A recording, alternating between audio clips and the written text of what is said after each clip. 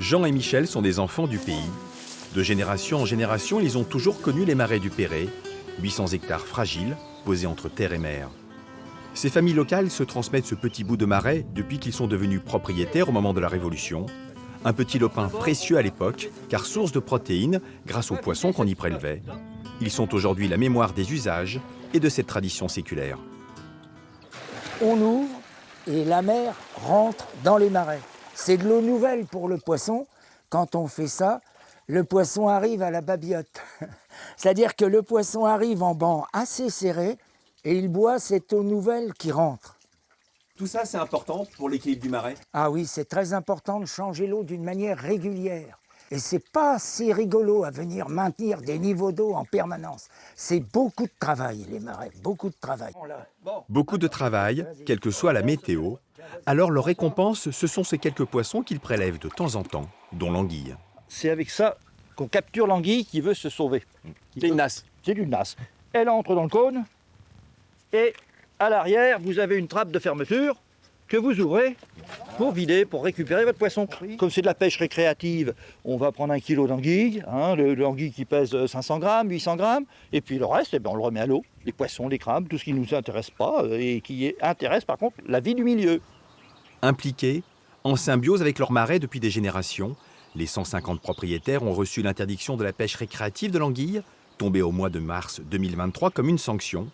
Un arrêté ministériel autoritaire, pris sans aucune concertation. On a l'impression qu'on ne fait pas confiance aux propriétaires de marais qui connaissent par cœur leur territoire, un territoire d'exception qui est déjà protégé au titre notamment de Natura 2000. Et interdire assez brutalement la pêche à l'anguille, pour eux, on leur enlève quelque chose. Un entretien vertueux s'était organisé entre la communauté de communes Vendée Grand Littoral et l'association regroupant les petits propriétaires. Grâce aux aides européennes, des actions sont menées chaque année pour restaurer les marais, faisant reculer la friche. Aujourd'hui, il faut vraiment que l'homme intervienne parce qu'en fait, on est sur des milieux qui ont été créés par l'homme et façonnés par l'homme il y a plusieurs siècles.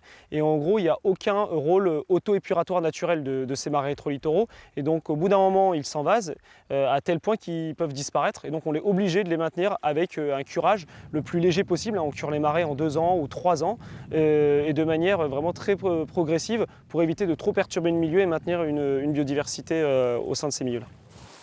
L'inquiétude, c'est que cet arrêté, visant à préserver la ressource d'anguille, soit contre-productif. Les petits propriétaires se démobilisant complètement, certains marais retourneraient à la friche. Si on nous interdit de pêcher l'anguille, on ne fera pas des efforts en permanence pour maintenir un niveau d'eau. Ce sera un marécage qui séchera. Il n'y aura plus rien qui vivra dans le marais. Dans ce marais, comme nulle part ailleurs, l'homme et la nature sont étroitement liés. Ses habitants ne veulent aucun privilège, juste le droit de ponctionner quelques anguilles pour préserver leur tradition et les joies d'un partage simple.